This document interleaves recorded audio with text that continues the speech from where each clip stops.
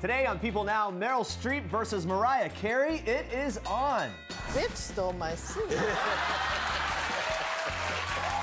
We have Streep's hilarious Golden Globe story about Mariah from Jimmy Kimmel Live. And we have proof that Kelly Clarkson was the Golden Globes' biggest fangirl. Kendall Jenner opening up about her Golden Globes acne as fans show their support. Plus, Kim Kardashian gets trolled about wearing big sunglasses by Kanye West. Wait until you hear how he told her to stop wearing those massive shades. She killed it every time. I was taking mental notes every single day. Supermodel Ashley Graham talks Tyra Banks and the new season of America's Next Top Model. I really think that you already upset me and you upset everybody else. And honestly, at this point, nobody's gonna respect your time. You just dug a big ass hole for yourself. And we are breaking down all the drama from last night's episode of The Bachelor with Bachelor superfan Brandi Cyrus and series alum Olivia Caridi. Live today on People Now.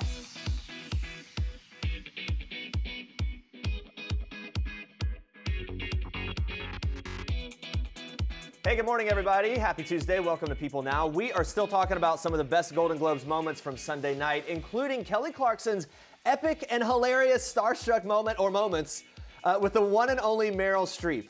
That leads to our question of the day. We want to know which celebrity would make you starstruck. It's our question of the day. We'll be checking in with you shortly, so tweet us at People using the hashtag PeopleNow. We love to hear your comments and love this whole Meryl Streep, Kelly Clarkson thing. But first, we begin with Meryl Streep versus Mariah Carey. Watch. Bitch stole my suit. Yeah, I came over and there she was, you know, next to Spielberg, sucking up. I see, yeah.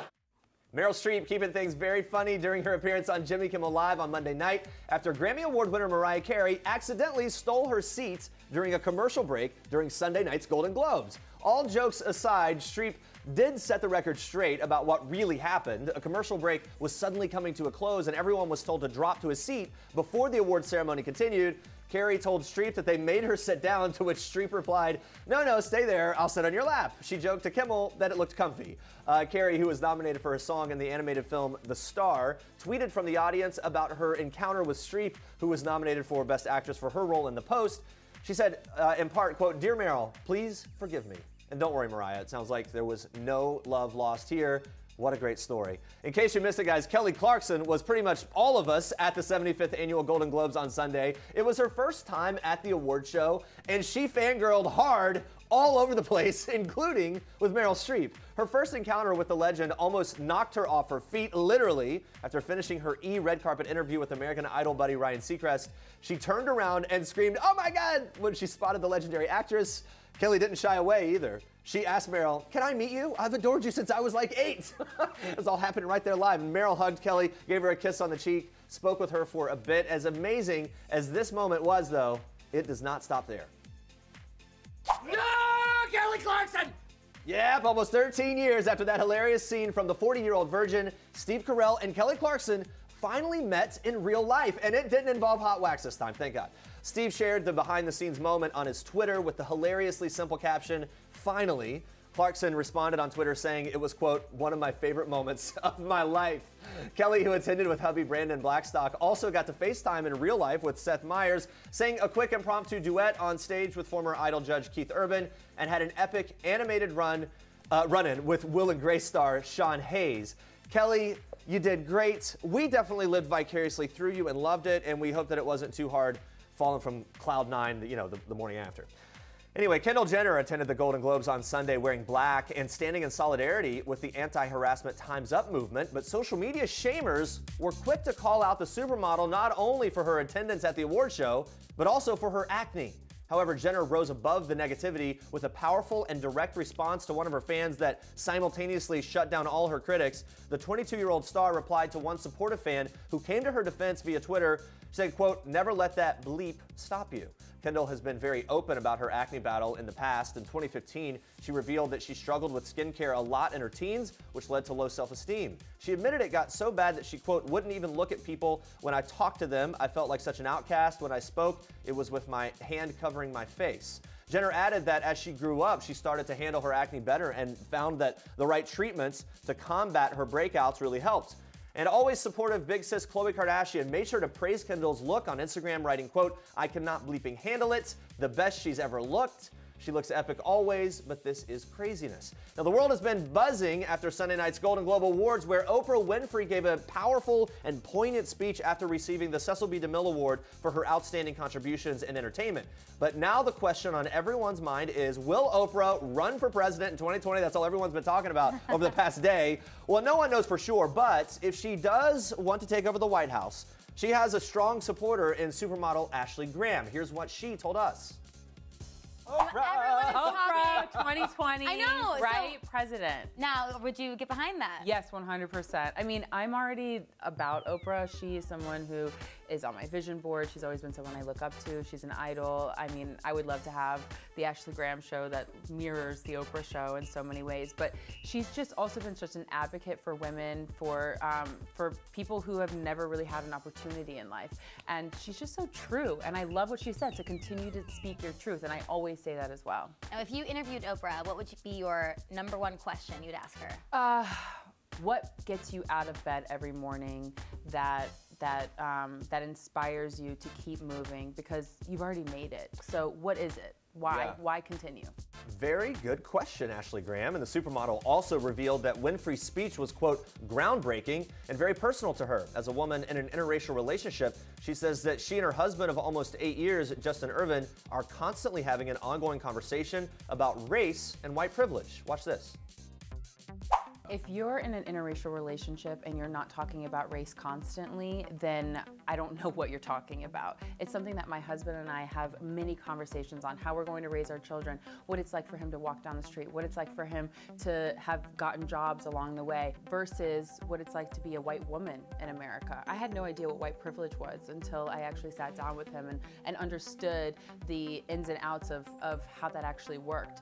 And it's amazing to get a whole other perspective, because for so long you've had one idea of your world, and yeah, you've heard stories and experiences of what has happened to other people, but never before until you have somebody in my own husband who tells me experiences about what he's been through that I've experienced with him.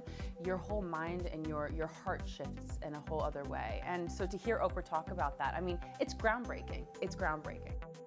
Graham also opened up about how she and her husband plan on talking to their future children about their race. Well, I really want them to understand that, yes, mommy is white and yes, daddy is black, but at the end of the day, the world will see you as a black person. So you have to still have that kind of understanding that you will be biracial, but you need to know your history. You need to know where you come from. And I think there's so many people, I don't even know my own history. And I feel that there's more sensibility for a child to be proud of who they are when they know where they come from. Guys, don't go anywhere, because we have more Ashley Graham talking Tyra Banks and the new season of America's Next Top Model. That is coming up a little later in the show. Well, the Crimson Tide won the National College Football Championship on Monday night, and as if winning in overtime wasn't exciting enough, Alabama center Bradley Bozeman also gained a bride-to-be. The fifth-year senior and second-year starter dropped to one knee after the game and popped the question to Nikki Hestetter. Bozeman certainly has a lot to celebrate as he ends his college football career. This is his second national championship since arriving on campus in 2013. Now he'll be busy prepping for a possible career in the pros. Looks like planning a wedding as well. Congrats not only to the happy couple, but also, of course, to the Crimson Tide. Guys, an Australian woman is going viral after penning a heartbreaking but inspiring letter before her death. This according to news.com.au. 27-year-old Holly Butcher died from Ewing's sarcoma, but left behind a poignant message posted on Facebook. The vibrant blonde wrote about enjoying life to the fullest and embracing moments with friends and family, encouraging others to think of each day as a gift and not a given right, calling life fragile, precious, and unpredictable. Butcher urged people to stop worrying about the small things. She wrote, "Be grateful for each day you don't have pain, and even the days where you are unwell with the flu, a sore back, or a sprained ankle. Accept it is bleep, but be thankful it isn't life-threatening and will go away. Whinge less, people, and help each other more." She continued, you might have got caught in bad traffic today or had a bad sleep because your beautiful babies kept you awake, or your hairdresser cut your hair too short. Your new fake nails might have got a chip. Your boobs are too small, or you have cellulite on your arse and your belly is wobbling. Let all that bleep go. I swear you will not be thinking of those things when it is your turn to go. Butcher urged readers to cuddle their dogs, talk to their friends, listen to music, say no to things they really don't want to do, and to eat the cake with zero guilt. Butcher encouraged readers to donate more blood, revealing it extended her life by an entire year. She wrote, I will be forever grateful that I got to spend it an extra year on Earth with my family, friends, and dog, a year I had some of the greatest times of my life. Such a really, I don't know, it's a heartbreaking story, but it's also hopeful and gives a lot of perspective. Yeah, it's obviously very sad and our thoughts go out to her family and everything, but she has such, has such a good perspective on life, and it really does matter. Like, don't sweat the small stuff. Like, it matters that you actually remember the great things that you have going on in life, because life is so short. It's a good New Year's resolution. Yeah. Let's take that on as we move I forward. know. Inspiring story there. Now let's check in on Twitter. Gayle King opened up about the possibility of Oprah running for president in 2020. Gayle, of course, on CBS this morning gave some comments about the whole thing. We watched just before this.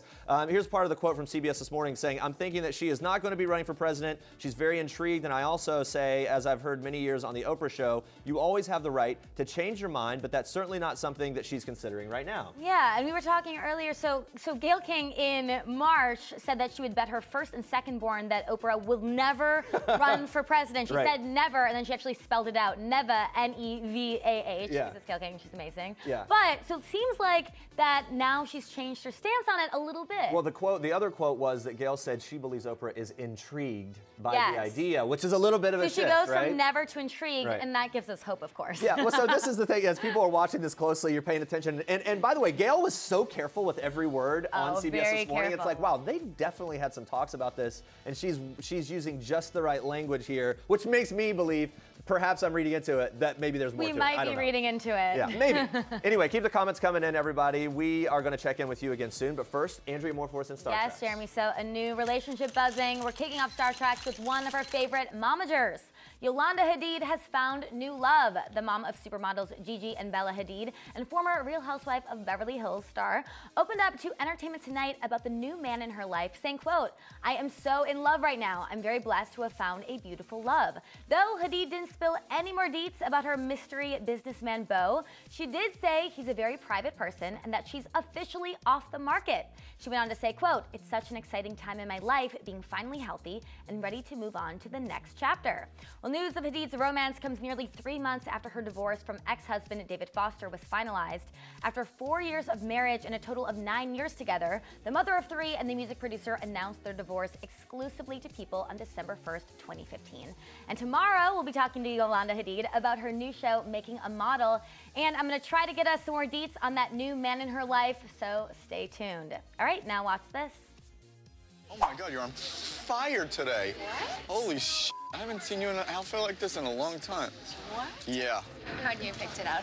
I love it. He sent me like a whole email, like you cannot wear big glasses anymore. It's all That's it? Tiny little glasses. Yes, you heard that right. Oversized sunglasses are so out. This is according to Kanye West, who is all about the teeny tiny shades these days, resulting in Kim kicking her once signature oversized sunglasses to the curb. Kim telling her BFF, Jonathan Chabin, on Sunday's Keeping Up the Kardashians, that Kanye sent her, quote, millions of 90s photos with tiny little glasses as inspiration. She said she would be wearing more lower profile frames from now on. Major bummer for Kim. I mean, look at these epic oversized shades she's already got in her wardrobe. She has a ton of them, but now it seems that Yeezy's fashion sense was right on the money. So after his prediction, the trend grew in popularity over the summer, with more members of the Jenner family sporting the small sunglasses, including Kendall Jenner and Kourtney Kardashian, along with other fashionistas like Bella Hadid and Selena Gomez. But not everyone is super stoked about this eyewear trend coming back. Jennifer Aniston, who sported the tiny specs the first time around when they were all the rage in the 90s, told Glamour, quote, I just think they're ridiculous. I'm not a fan. That was very 90s, wasn't it? Well, to each their own, right? Personally, I hope the big sunglasses stay popular because that's all I have, so I might just be out of luck. And those are your Star Treks for today. All right, guys, stay with us. We are breaking down the Bachelor's traumatic bumper car dates and intimate hometown visit with superfans Olivia Caridi and Brandi Cyrus. Plus, who loves fast food? Well, now you don't need to feel guilty about the whole thing because we're revealing the healthiest chain restaurant meals and what you should buy. But first, it's time for Oh, Snap! And it's all about the birthday princess, Kate Middleton. She turns 36 today. We are celebrating with her top iconic tiara moments. Let's go. Happy birthday. So how is this for a throwback? Kate Middleton became Catherine, Duchess of Cambridge on her wedding day in 2011 and wore the beautiful halo tiara, a 1936 Cartier piece owned by the reigning Queen Elizabeth II.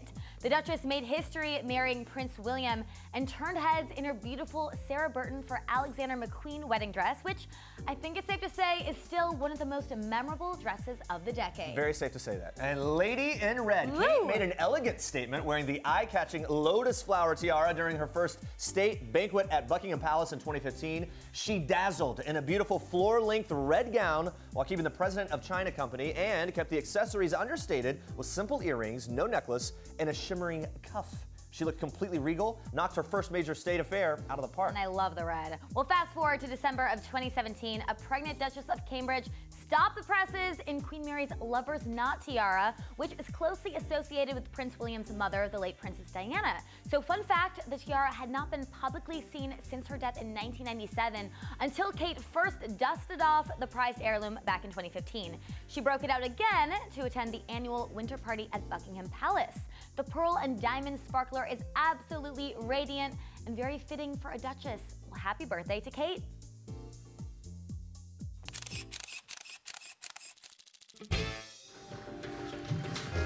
Look, I don't want to upset you or anyone else. You already did. I really think that you already upset me and you upset everybody else. And honestly, at this point, nobody's gonna respect your time.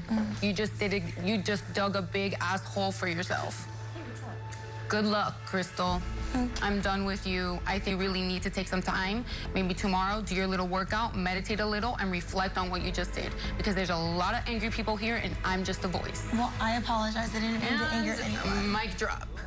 Oh boy, tensions are running high on The Bachelor, and buckle in, people, because it is only week 2. Yeah, here to break down all the laughs, the tears, the catfights. Season 20 Bachelor cast member Olivia Caridi and Bachelor superfan Brandi Cyrus. Welcome, ladies. Superfan. Yeah, the ultimate duo here to break it down. So fun to have you. So in the clip, we saw that the battle for Ari's heart is already causing a lot of drama. Now, Crystal keeps interrupting everyone because she already has a rose, and she's interrupted twice. Olivia, what do you make of this? Is it appropriate in this situation? I mean, I did it, so I only did it once, not twice in one night. Twice is a little excessive, but look, you got no time on this show. Go for it. Do it. Steal him. Brandi, what do you think? I mean, in Crystal's defense, she is there for Ari and not to please all of the girls, so I don't know. I can't say that if I was in the same position, I wouldn't do that. By the way, who's the new Olivia at this point? Is it There's Crystal? like 12. How many? Who is the highest on your? Is it Chelsea? Chelsea's the really. Chelsea is my look-alike, and she has a couple attributes. But Crystal's also like, oh, what did Olivia do? I'm gonna like everyone. She's stealing from your playbook, as you said, It is so including annoying. the move of going back and going back and going back. Be your own person. Like, try to be as good of a villain as I was. I guarantee. Okay. You're just copying me. We'll see if they can do it. But Twitter seems pretty to be hashtag Team Bibiana. It was trending. That was there. One user saying that she's been waiting for someone to call out all the crystals of the past seasons. Brandi, what do you think? Bibiana for the win here, or not a fan? I'm not a fan, and on Twitter it seems like everyone's really rallying behind her, and I get it, like speak up, like whatever, stand up for everybody, but to me she's way too aggressive, and that never wins The Bachelor in the end. Yeah. I do like that she told her to meditate. That was a very funny dig. She annoyed me at first, but as it went, I felt better and better because she finally had her moment, and I felt like she was like really in it, said what she wanted, and then literally dropped the mic, walked away. Oh man. Now, of course, Crystal snags that rose from her one-on-one date with Ari earlier in the episode. So he flies her to his house in Scottsdale. They giggle over home videos. She even meets the family. I thought this was so crazy. Insane. There's so many girls left. Too much too early, right? Yes. It was too soon. Way too soon. That's never gonna last, right? No. I mean, that's basically a sign that she's not gonna go. Yeah. I think so. Every woman that I follow from a former season of Bachelor posted something about like, I would be running out of there. I mean, you posted it. I saw some other people like just out of there watching home videos. A little weird and creepy. Why did they decide to do this? I mean, that would be my favorite part of it. Like, I would want someone to watch my home video. Oh, right. For yours, yeah. All right. During the date, Crystal tells Ari about her difficult upbringing. He's obviously very supportive, you know, when he knows where she comes from and all that. He is from a very close-knit family. Do you think her strained family and her family history is going to be a problem down the line? What, does it matter to him, in your opinion? What do you think? I don't think she's getting far enough down the line. No, I don't for think it it to matter. Oh, really? No. Okay.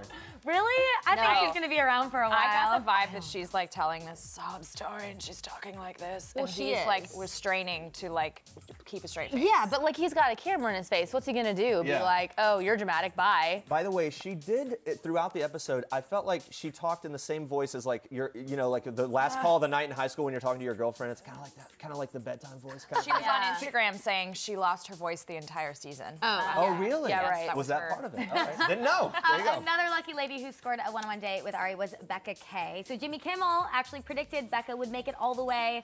What do we think about that prediction after their glamorous date? I mean, she did get to keep those jewels and the dresses. She met. So far, biggest winner of the series. 1,000%.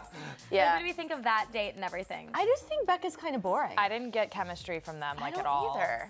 What do you think of her getting to keep all the dresses, the shoes, the jewelry? I would be pissed I that I think that's packed and great. bought all these dresses for the season because now she has like literally 25 dresses. Yeah, to which carry if I were everywhere. her, I would be like, oh, they're gonna keep me around because Yeah. they gave me all these dresses to Oh wear yeah, for the she rest thinks of the she's a season, front so. runner for sure. I Yeah, hate shopping and trying on dresses, so Hate I'd it. be pissed on that See, date. I love it. I'd be Hate it. pissed. Yeah. I would hate that date. I I don't would hate it. But strategy-wise, I almost feel like maybe they're making her seem boring and understated so that she lasts longer. We don't That's burn on true. her. The winners are always a little boring at Right? first. It's okay. They always come out swinging later. Yeah, let's save the good stuff for later. Runner-up in Kimmel's predictions is another Becca M. She may be young, but that first kiss was on fire.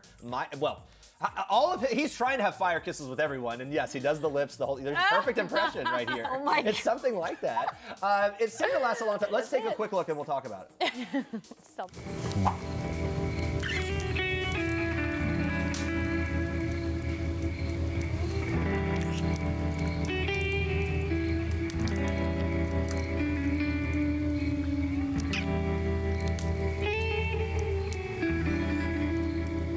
This was our first kiss, and it went really well. So, do we think they have chemistry? First of all, I feel like the kissing is too slow for me. It's so is drawn that not out. slow-mo? They like did their own slow-mo, That right? was- She closed her eyes last night during the scene because she was so grossed out. Horror movie. But do we think that Becca is going to be an early favorite and go far? Because I think that they do have a lot of chemistry. He's super into her, but he looks like her dad. Literally, he looks like he's kissing a So kid. I mean, he does. he looks like a kissing. Yeah, it's it's a little they're not telling the age pedophilia-like. of Becca. Which Which is then makes you weird. think that she's like super, like oddly young. Yeah, that all plays in. The fact she's a nanny, they won't tell her age. She looks 12. Like, Yeah. You know, she's there's usually some tiny, reveal But of how old he's super she is. into her. I know he is really into her, and a lot of She guys is think so she's beautiful. No, she is. She's Adorable, but yeah, beautiful. you're She's like great. cute, like Yeah. Cute. It just ends up playing creepy sometimes. Yeah. Anyway, with that music and everything, whatever. All right, let's move on to this. Talk about my favorite part of the whole episode, that group date, a bumpy ride when 15 girls are racing to the finish while playing the adult version of bumper cars, also known as Demolition Derby. It wasn't all fun and games for some, though, as we learned. Watch. I didn't think I'd be like crying, but this is like my worst nightmare. So, Annalise, if you don't mind me asking, like, why? So how come you're so scared? I just like, when I was a kid, I was doing bumper cars, and I just remember like getting trapped in the middle, and everyone just kept hitting me, and I was just crying, and I hated it. I just hear that like dun dun dun dun dun dun, dun and the mirrors and the lights, and everyone just kept hitting me and hitting me. And I just remember being like so alone and so scared. It was just like a traumatic experience. I hated it. Oh my gosh, this was amazing. Twitter had an absolute field day. Ashton wrote, me when this chick starts telling the saga of her hashtag bumper car trauma, hashtag the Bachelor. Oh, we don't have it? I don't know, whatever. Oh, Megan offered up a pretty great idea saying, how entertaining would it be? Yeah, that was that one. And Rebecca said, how entertaining would it be if all of the group dates were based off of the girls' #1 fears? That would be amazing. are. All right, Brandy and Olivia, what were your thoughts about Annalise, the whole bumper car drama? Did it score more time with Ari? Did he care? I mean, or did he humor it? He thought it was dumb, but she did score more camera time, which sucks. Yeah, because it's so ridiculous. It's ridiculous. Yeah. I can't believe that it was actually a traumatic experience for her. Oh, she thinks it was very real. She does. Like, you can tell by her emotion, but like if she's upset about a bumper car accident, like imagine down the road when they have actual Well, drama. and the irony that he's a race car driver is insane. Like, did people forget about like, that? right, like maybe somebody had to make this up. Yeah, maybe you don't shouldn't be afraid of the producers cars. when she started talking about this were probably like, yeah. I guess one of those things where you felt bad laughing, but Oh, I laughed proudly. Oh yeah, we laughed. All right, before we go, Olivia, last week fans went crazy. We talked about this a little bit before comparing you to Chelsea. Yeah. We have a little side-by-side Let's see. coming Let's up. see. Where is y'all it? remember Chelsea? Well, I know, yeah. Have you two spoken? You've seen it? Have you two spoken since the comparisons? I Have you talked to Chelsea did message her and I just said, hey girl, sorry that this is your role. Let me know if you need to vent. Here's my number. And she said, the hate's already coming in. But we haven't really spoken because she wasn't even on the show last night. You look so different. No. What? It was great. Did you give her any advice? I just said, get off of social media. Yeah, stop paying attention for a while. Don't look at Twitter.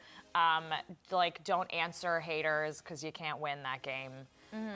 Who knows? But she had a pretty decent edit last night. That's good advice, right? So. Yeah, it's good advice. But no, Yeah, I think she's redeeming. Like there are good things on the way for her. Crystal Like, looked way worse than she did last night, so maybe it's not going to be as bad for her. But episode 1 wasn't great. It wasn't, but maybe we'll she'll see. turn it around. It's at the beginning especially, it's a battle of who can look the least terrible. So anyway, or we'll see. who can just stop talking. But those girls go in and they talk because they're like, I want camera time. I want camera time. And then they're like, oh. And we keep watching and loving it. Yeah. Thank you so much, Olivia and Brandy. Always a you, pleasure. ladies. Guys, make sure to watch The Bachelor every Monday on ABC, 8 p.m. Eastern. Stick around. These two will be back for one last thing. Don't go anywhere, ladies. Whoop, whoop. We're locked in. Did you miss me? Tiara created America's Next Top Model. She knows the ins and the outs. When we had to go and do all of our lines, I mean, she killed it every time. I was taking mental notes every single day, like, okay, and then she did this, and then she did that, and oh my, I'm gonna carry myself like that. She's just amazing, and she's also a great mentor. I could call her right now and be like, okay, girl, what would you do in this business decision? She'd be like, I would do this. She's just been very helpful along the way. Yeah, going on off of that, what's the one thing, like the most important thing that she's taught you about the fashion industry? Oh, well, I've been a fan of America's Next Top Model since I was like middle school, high school, and what she did tell me then was that no matter what, you can be a model. Everybody has like that kind of model in them, and whether it's in the big magazines or small town, it's in you. So to not lose that dream. Oh yes, the Queen is back tonight on America's Next Top Model, Cycle 24. But when Tyra Banks isn't busy being the boss, she's just known as Mom when she brings her almost 2-year-old son to set. I did. I got to meet him. Oh, He's yeah? so sweet. Baby Banks. That's what I call him. Yeah, he's a sweet. Yeah. What is she like as a mom, especially in the work environment? There, Oh, she right? just gets really giddy and sweet, and then like it's like baby tunnel vision. It's really adorable. She's a great mom. All right, listen up, busy people. We know you are trying to keep those New Year's resolutions, especially of the diet kind. So we have cheap fast food options that are actually good for you from one of the most popular chain restaurants, or some of the most popular ones. Let's start off kicking off your breakfast with this classic from McDonald's. The Egg McMuffin, guys, listen up, is only 300 calories. And since it's on the all-day breakfast menu, you can have a healthy start to your day no matter when it begins. Now, if you want to be even healthier, you can try the egg white option. Yeah, not bad. Well, Taco Bell is definitely a late night staple, especially if you're in college. But it also has some great options, like their Veggie Power Bowl, loaded with all the faves like guac, beans, and pico de gallo. So one serving actually carries a daily dose of vitamin C, and at only 480 calories, it's a no-brainer. That looks delicious. I spent a lot of time at Taco Bell. I wish I knew about this. The P in IHOP may stand for pancakes, but the restaurant has way more to offer. The simple and fit 2-egg breakfast still lets you indulge with egg whites, turkey bacon, fresh fruit, and whole wheat toast. Sounds like a yummy 400 calories well spent. You would have thought more, right? Yeah, well, forget the F in KFC. The grilled menu options still feature the Colonel's secret herbs and spices and can be enjoyed in a 3-piece Kentucky grilled chicken with green beans for only 465 calories. Nice, and that looks very healthy. It does, and not all fried chicken has to be off the table, however. Burger King's chicken fries are a tasty snack and a fun alternative to your regular fries. 9 pieces come in a box, and the treat boasts 140 fewer calories than a 10-piece order of chicken nuggets, so you can't go wrong there. Now I'm starting to get hungry. What about you? Me too. West Coast staple Jack in the Box has pretty killer chicken sandwiches, but its other chicken options are pretty great too and healthier. The chicken fajita pita is not only fun to say, the grilled chicken and veggies and whole grain pita make for a fiber-filled bite, just under 350 calories. Well, guys, we can't talk about chicken sandwiches without mentioning the king, Chick-fil-A. A healthier way to enjoy their delicious chicken is in the form of 8-piece grilled nuggets with a superfood side. You can grab a nutrient-rich broccolini, kale, dried cherry, and a roasted nut salad that rivals any fancy salad bar. The duo only come to about 330 calories. Nice. Well, don't lie. You totally go to Red Lobster for the complimentary salad and all-you-can-eat biscuits. Well, instead of creamy clam chowder, get your fill with the garlic grilled skewer shrimp. So the lightly glazed shrimp sits on a warm bed of pillowy rice and only comes to 350 calories. I just like saying pillowy rice. My favorite thing. That is it. Our foolproof cheat sheet for eating your best, even if it's from your favorite guilty pleasure chain. Yeah, do it, guys. There's your way to go now when you're at the. Oh, I got the munchies. Got to go there and do that. All right, let's check in with Facebook Live one last time. We want to know which celebrity makes you the most starstruck. AJ says my queen, Dame Julie Andrews. Yeah, all right. Sam says Amal and her husband George Clooney would make me starstruck. And of course, this is all in connection to Kelly Clarkson fangirling throughout the Golden Globes. Do you have someone? Have you been starstruck? I mean, it's funny doing this job. You end up interacting with a lot of people. The most starstruck moment I've ever had was interviewing Tom Hanks. He's my guy. Now, honestly, and it's because we've been talking about it, Oprah is on the top of my list. I was gonna say Oprah. She's one of the few that I haven't encountered. The thing though is when you work and you interview celebrities, you're like, oh, I'm not gonna ever be starstruck. But when you meet them outside of work, then I'm like, I don't know what to do. I just want to ask you a million questions. No context for what to say, so you say something stupid. Yeah. Right? So what are you doing here? Why are you? So I'm buying a coffee. Can you leave me alone? All right, we'll be asking you a new question of the day tomorrow on People Now. Come back at 8:30. We'd love to see you again. And coming up tomorrow, Yolanda Hadid is here talking raising her supermodel daughters Gigi and Bella. Plus, former Bachelorette star Andy Dorfman is here opening up about her new book, Single State of Mind. Yes, thank you so much for watching. For now, we leave you with one last thing from our Bachelor experts, Olivia Caridi and Brandy Cyrus. Take it away, ladies. Hey, I'm Olivia Caridi. And I'm Brandy Cyrus. And this is one last thing. So, the last time I laughed so hard I cried. In all honesty, last night Olivia would not stop farting. I had flatulence issues. Oh my gosh, I was dying. And we had pizza, it was a lot. Okay, the last song that was stuck in my head. The Justin Timberlake, the new song, Filthy. Oh, Filthy. Oh, it's so good. Mine, I know you're gonna not, The last show I binge watched. Black Mirror. She's obsessed. I've been watching Wayward Pines, old, but I love it. And Breaking Bad. And we did watch Breaking Bad, yeah. So that's our one last thing.